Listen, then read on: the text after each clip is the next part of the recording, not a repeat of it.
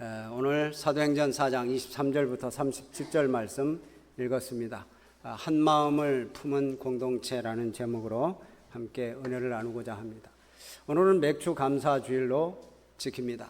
이 맥주 감사주일은 이제 구약에서는 초실절이라고도 하고요, 맥주절이라고도 하고요, 칠칠절이라고도 합니다. 6월절을 지난 다음에 77이 49 다음 날 오순절 날이라고 해서 신약에서는 또 오순절이라고 하죠. 이 오순절 때 바로 성령 강림이 임해서 새로운 삶을 살아가게 된 것입니다. 그래서 이제 맥주절이라고 하면 지난주에도 우리가 말씀을 나눴듯이 이스라엘 백성들이 애굽에서 나와서 광야 생활을 40년 동안 하다가 그곳에서 이제 하나님의 인도하심으로 만나와 메추라기를 먹었죠. 근데 가나안 땅에 들어와서 이제 정착을 하고 농사를 지어서 첫 수확을 거두고 나서 초실절로 지키고 맥주절로 지키는 그런 절기였습니다. 그러니까 이제 첫 곡식을 수확해서 감사드리는 절기였는데 이제 신약에 와서는 이 오순절 날에 성령 강림이 임하셔서 죽어가는 영혼들에게 복음을 전해주시고 성령으로 우리 모두를 복음으로 하나 되게 하시고 그래서 또한 우리가 영적 추수의 첫 결실을 맺는 그러한 절기입니다. 그래서 이 오순절은 하나님으로부터 큰 선물을 받은 그러한 성령으로부터 우리가 새로워짐을 얻고 그래서 하나님의 백성으로 새로운 삶을 살아가는 그런 날이기도 하죠. 그런 날을 기념하는 날이기도 합니다. 여러분, 성령으로 하나 되시고 믿음의 공동체를 이루어 가시는, 그래서 성령 충만해 주시는 그런 우리 성도님들이 되시기를 주님의 이름으로 축복합니다. 요즘 시대는 이 성령으로 하나 된 시대를 거슬러서 자꾸 분립과 대립하는 그런 일들이 많이 일어나고 있습니다. 그래서 이 분립과 대립하면서 이 서로 싸우는 그런 일들 가운데 어떻게 우리가 하나가 될 수 있을까? 오늘 여기 본문 말씀을 통해서 여러분 하나됨을 한번 찾아가 보시기를 바랍니다. 우리가 이제 읽은 이 본문 앞에서 1절부터 22절 말씀을 보면 그 베드로와 요한이 이제 성전 미문에 앉아 있던 그런 안전뱅이를 치유하는 그런 사건이 있었죠.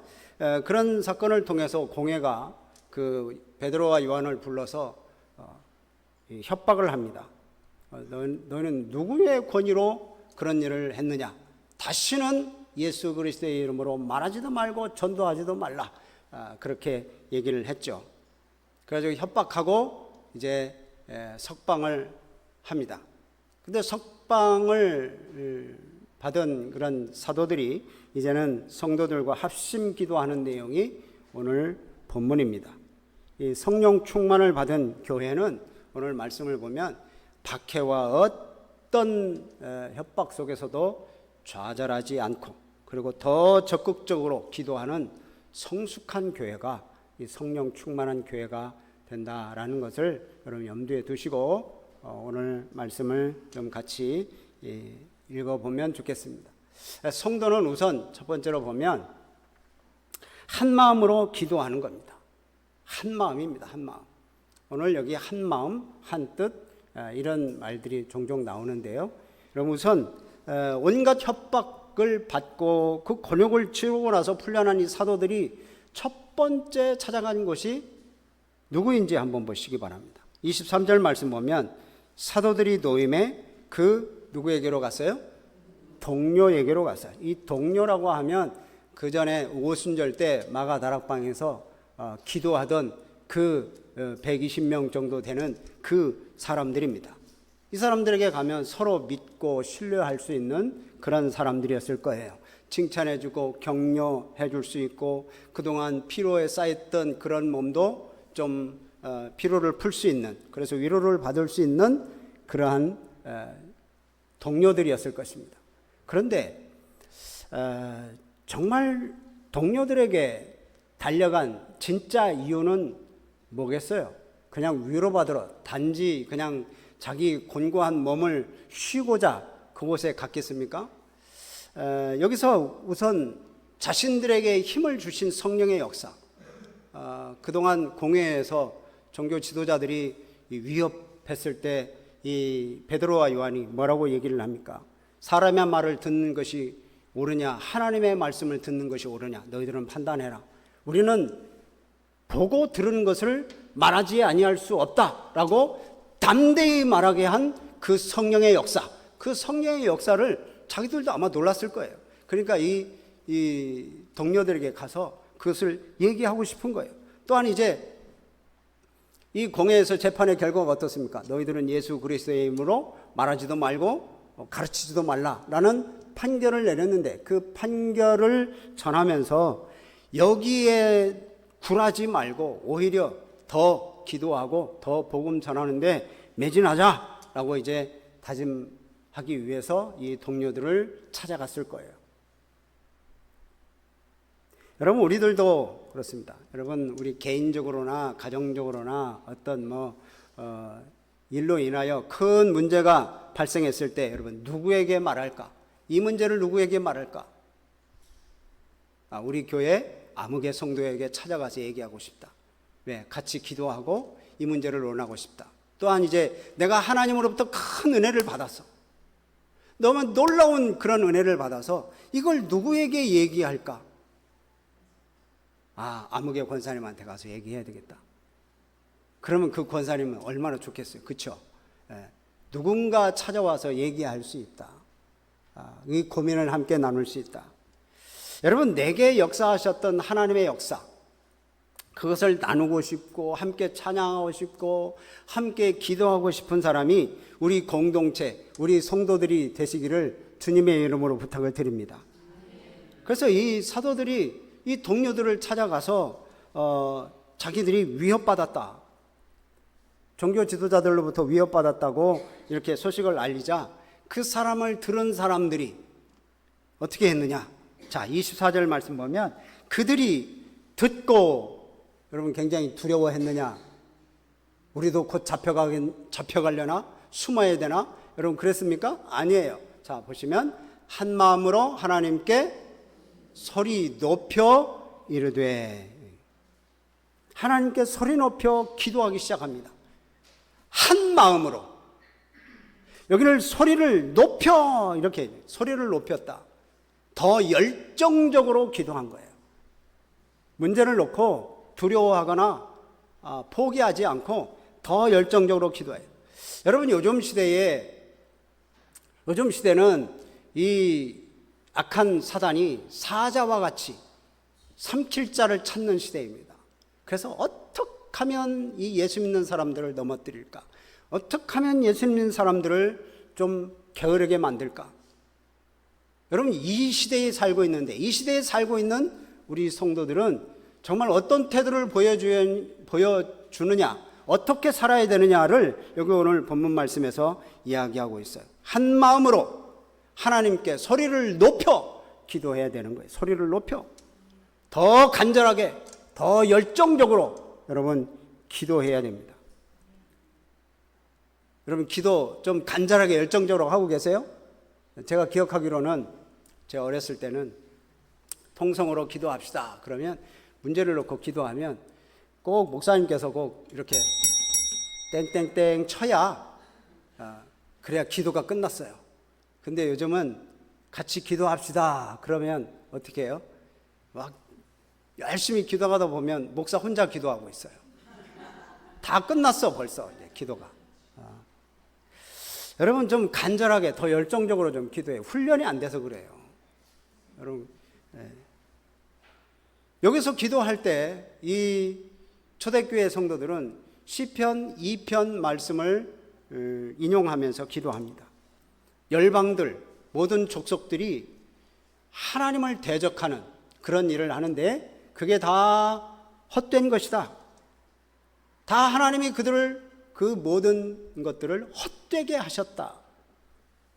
하나님, 그래서 지금 이 헤롯과 또 빌라도가 이 헛된 일을 하고 있는데 하나님께서 그를 제지해 주시고 우리가 주의 일을 할 수 있도록 하게 해 주세요. 그래서 이제 기도하기 시작하는 거예요.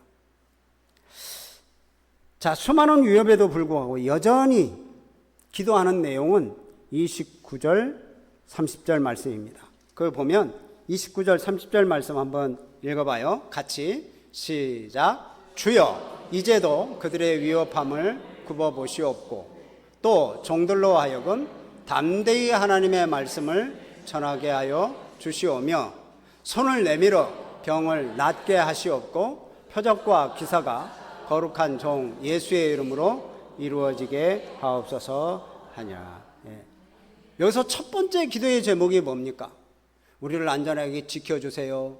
우리 안 잡혀지게 해주세요. 뭐 이렇게 기도했나요? 기도의 내용은 그게 아니죠. 뭐라고 기도했어요? 담대히 무엇을 전하게? 하나님의 말씀을 전하게 해 주시옵소서. 첫 번째 기도의 제목은 그래요. 여러분, 우리가 어려움을 당할 때, 또 복음의 사역을 감당할 때 담대하게 해주세요 라고 여러분 기도하시기를 바랍니다. 교회 일을 할 때나 하나님의 일을 할 때 정말 담대하게 일을 하게 해주세요. 세상에서는 자꾸만 이 사탄은 우리들을 힘없게 만들고 서로 하나 되지 못하게 만듭니다. 그런데 여기 말씀을 보면 한 마음이 되어서 그들이 담대하게 복음을 전할 수 있도록 기도하고요. 두 번째는 30절 보면 치유의 기도를 합니다. 물론 이 치유의 역사가 일어나면 좋겠지만 여기서 지금 치유의 역사를 기도하는 것은 효과적인 복음 전도를 위해서 치유의 역사를 기대하면서 하나님 앞에 기도하는 거예요. 그러니까 우리 기도는 내 필요만 구하는 수단이 기도가 아닙니다. 하나님의 뜻, 하나님의 계획에 맞추어서 하나님께서 선하시게 인도하시고 하나님께서 우리를 도와달라고 그렇게 기도하는 게 이게 기도예요. 그냥 나 잘 살게 해주세요. 나 무슨 일 계획하고 있는데 잘 되게 해주세요. 이런 기도보다는 하나님의 뜻을 구하는 거예요. 자, 이렇게 하나님의 뜻을 구하고 간절히 뜨겁게 기도할 때 놀라운 역사가 일어납니다. 자, 31절 말씀 보면 모인 곳이 진동했습니다. 모든 사람들이 성령이 충만했습니다. 그 성령이 충만하면 자기 자랑하고 자기 일터로 가고 그런 게 아니라 여기 보면 성령 충만하니까 하나님의 말씀을 담대하게 전하게 되었다 하는. 여러분, 이런 거 오순절 이전에는 볼 수가 없었습니다. 성령 감리 이전에는 그들은 어떻게 했어요? 유대 지도자들이 두려웠어요. 두려워서 숨고 다녔어요. 피했어요. 예수님 따라가지도 못했습니다. 예수님 십자가를 지시는데 다 도망갔었어요. 복음 전도할 엄두도 내지 못했어요. 그러나 예수님께서 약속하신 대로 오순절 날에 성령이 임하니까 그들은 담대해졌습니다. 그래서 복음을 전하게 되었습니다. 여러분, 이것은 성령의 역사로만 가능한 겁니다. 아멘. 그럼 우리 성도님들은 우리 복음 전도의 사명 감당하게 해달라고, 우리 교회가 또 내가 복음 전도의 사명을 감당해 달라고 성령 충만하게 하옵소서. 여러분, 그렇게 기도하시기를 바랍니다. 아멘. 여러분, 성령 충만한 교회는 무시로 하나님 앞에 기도하는 교회입니다. 여러분, 기도하는 교회만이 성령 충만한 거예요. 기도도 안 하면서 말씀도 읽지 않으면서 성령 충만하기를 바라는 것은 이것은 잘못된 것입니다. 여러분, 우리는 어떠한 상황 속에서도 기도의 기회를 찾아서 열심히 기도하고 기도를 중단하지 마시기를 바랍니다. 아멘. 그래서 성도는 기도할 때 세상에 맞설 용기, 세상에 맞설 힘이 생기는 거예요. 그러니까 사단과 싸울 수 있는 힘, 그런 용기는 여러분 기도할 때 생기는 것입니다. 그래서 우리는 이 사도들, 초대교회 성도들이 그렇게 한 마음으로 기도했던 것처럼 우리 성도님들도 복음을 전하기 위해서 또 이렇게 한 마음으로 기도하고 열심히 복음 전도하면서 말씀대로 살아가는 우리 성도님들이 되시기를 주님의 이름으로 부탁을 드립니다. 여러분 그렇게 살아가고 계십니까? 그렇게 영적 싸움을 싸우고 계십니까? 여러분 이렇게 복음 전도하기 위해서 이렇게 살아가려면요 영적인 싸움이 필요합니다. 싸움. 그 싸움이요 어떤 때는 세상의 권력자들과 싸울 수도 있고요 또는 가족이 될 수도 있고 친구가 될 수도 있어요. 복음 전하는데 반대를 당할 수도 있고요 위협을 받을 수도 있습니다. 근데 초대교회 성도들이 기도했던 것처럼 위협을 당해도 계속 담대하게 복음을 전할 수 있게 해주세요 라고 여러분 기도하면서 여러분 계속해서 하나님 앞에 나아가시기를 바랍니다. 기도가 있어야 부흥이 일어납니다. 여러분 기도가 있어야 하나님께서 역사하십니다. 여러분 재벌이 교회 안에 많다고 박사가 많다고 교회가 부흥하는 게 아니에요. 하나님의 말씀대로 순종하고 하나님의 뜻대로 기도하고 하나님의 뜻대로 순종하는 자가 있을 때 그때 교회가 부흥하는 거예요. 기도가 식은 교회는 거의 죽은 교회나 마찬가지입니다. 여러분 기도하시기를 바랍니다. 초대교회 성도들이 기도했어요. 기도. 우리의 강력한 힘의 원천 그건 돈이 아니고 권력도 아닙니다. 여러분 기도입니다. 말씀을 의지하면서 기도하는 우리 성도님들이 되시기를 주님의 이름으로 축복합니다. 아멘. 오늘 아멘 다 하셨으니까 내일 새벽부터 이제 차고 넘치게 될 줄로 믿습니다. 아멘. 금요기도에 때도 많이 나오셔서 여러분 기도 많이 하시길 바랍니다. 자, 그 다음에 오늘 말씀 보면 한 마음으로 이렇게 공동체를 이루어가는 모습은 여기 보면 한 마음으로 이 공동체를 구제합니다. 자, 32절 말씀부터 보면 또 한 마음과 한 뜻이 되어라고 하는 말씀이 나옵니다. 한 마음과 한 뜻이 되어서 여기는 물건을 서로 통용했다. 필요에 따라서 자기들이 물건을 내놓은 거예요. 이 공유한다라고 하는 것은요, 우리 인간의 이 타락한 인간의 모습 가지고는 이런 쉽지 않습니다. 이기적인 그런 마음을 가지고 있는 우리 사람들에게 있어서는 여러분 이거 쉬운 일이 아닙니다. 여기 말씀을 한번 보세요. 32절을 다 같이 읽어봅니다. 시작. 믿는 무리가 한 마음과 한 뜻이 되어 모든 물건을 서로 통용하고 자기 재물을 조금이라도 자기 것이라 하는 이가 하나도 없더라. 여러분 이게 쉬운 일입니까? 우리의 재산을 다 내어놓고 함께 공유하는 게 이게 쉬운 일이 아니잖아요. 이것을 지금 시대에도 이렇게 살아야 됩니다. 저한테 여러분 이렇게 얘기하면 어떻게 하시겠어요? 아멘 하시겠어요? 여러분 참 이게 쉬운 일이 아닙니다.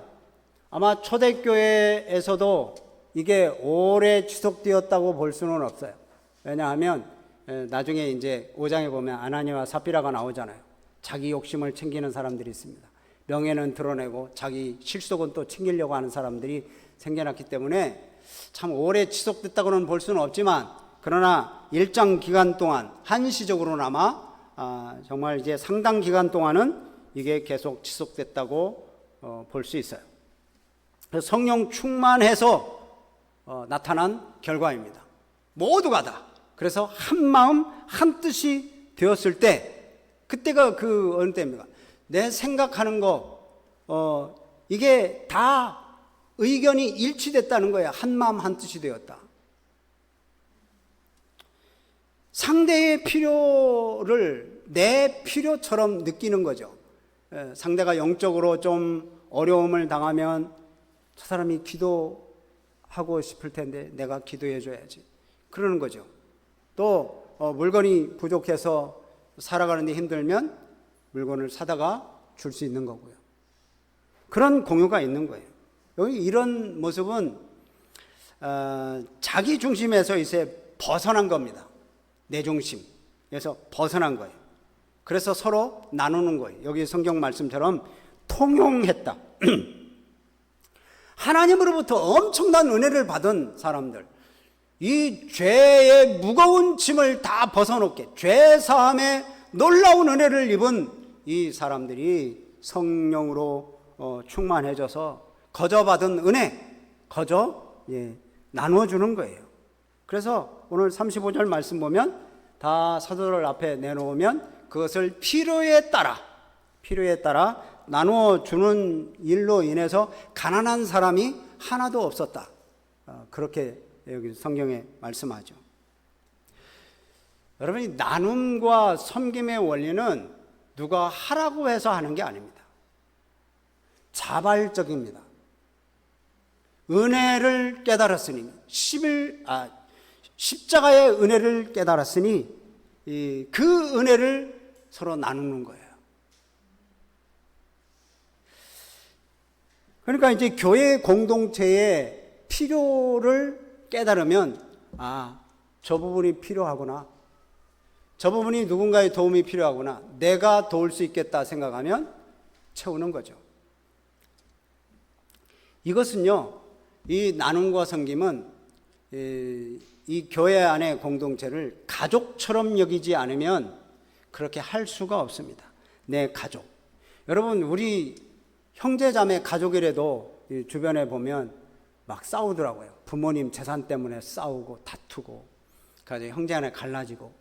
근데 여기 믿음의 공동체가 가족, 진짜 가족이라고 생각하기 때문에 이 초대교회 성도들은 자기의 것을 나누는 거예요.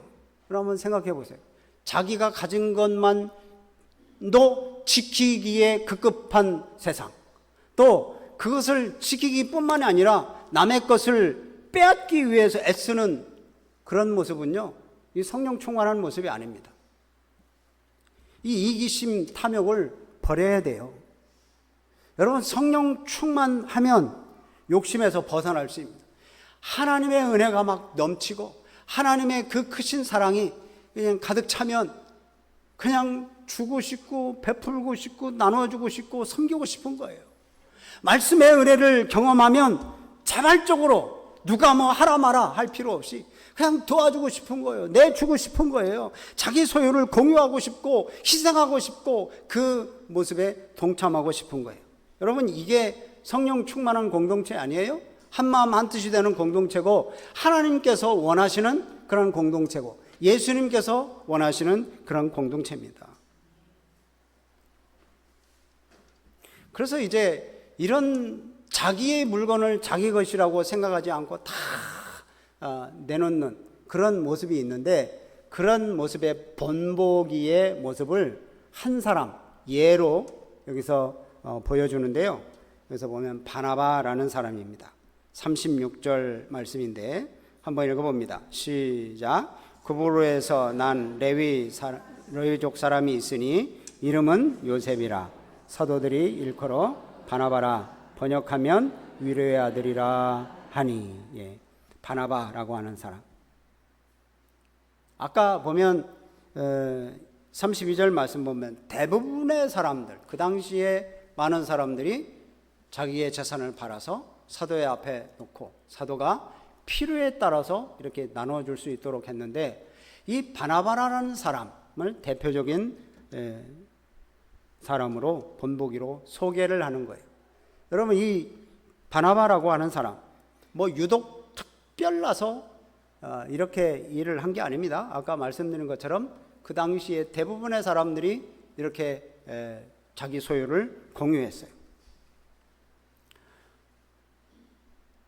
하나님의 은혜를 받고 그 은혜를 자기만 가지고 있는 게 아니라 나누는 거예요. 실질적으로 나누는 거예요. 우리가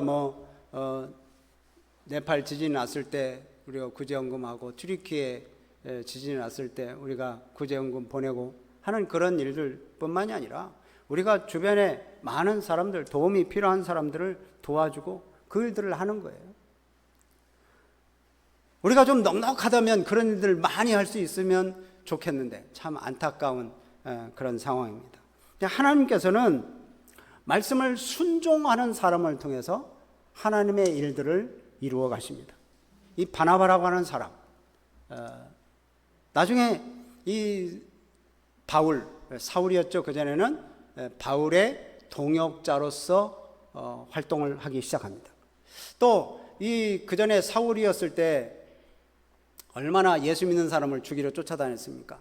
그런 사람을 이제 이 바나바가 사도들에게 변화되었다고, 이 사울은 변화되었다고 사도들에게 소개시켜 준 사람이 바나바입니다. 또 안디옥에서 이 바나바가 사울을 불러요. 바울을 불러요. 바울을 불러가지고 같이 목회도 하고요.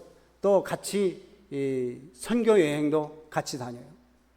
또 바울을 마가라고 하는 사람도 끝까지 품는 그런 사람, 이 바나바였습니다. 여러분, 하나님 앞에 쓰임받는 사람은 뭐 탁월한 사람, 세상적으로 지혜가 충만한 사람, 뭐 놀라운 업적을 이루고 놀라운 성취가 있는 사람만 하나님이 쓰신다? 천만에요. 절대 그렇지 않습니다. 하나님은 말씀에 순종하는 사람을 하나님께서 쓰십니다. 말씀을 듣고 순종하며 바나바와 같이 그렇게 많은 사람들에게 위로를 주고 힘을 주는 사람, 그런 사람을 통해서 하나님께서는 교회를 세우시고 우리 성도들을 세우시는 줄로 믿으시기를 바랍니다. 그렇다면 여러분, 우리도 바나바와 같이 위로자가 될 수 있고요, 주의 손에 쓰임받는 그러한 일꾼들이 될 수 있습니다. 주변에 많은 사람들, 소외당하는 사람들, 어려운 사람들이 많이 있습니다. 여러분, 위로하고 구제하는 것이 하나님의 뜻이라고 우리가 안다면 여러분, 이 일을 위해서 우리가 힘써야 됩니다. 우리가 함께 하나님의 말씀을 듣고 한 마음으로 기도할 때 성령으로 하나가 될 줄로 믿으시기를 바랍니다.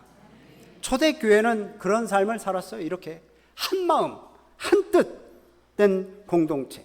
그래서 하나 된 마음으로 복음을 위해서 함께 기도하고 또 자기 소유를, 공동체의 연약함을 위해서 내어놓는 그런 일들이 일어난 겁니다. 여러분, 우리는 뭐 대단한 것으로 뭐 하나님의 일을 하려고 하지 마시기 바랍니다. 한 영혼을 위해서 기도하는 일, 또 포옹해 주는 일, 참 힘들고 어려운 그런 상황 속에 마음이 지쳐 있는 사람들 안아주는 일, 어깨 두들겨주고 격려하는 일, 여러분, 그리고 함께 이렇게 울고 웃는 그런 마음을 통해서 공동체가 하나가 될 줄로 믿습니다.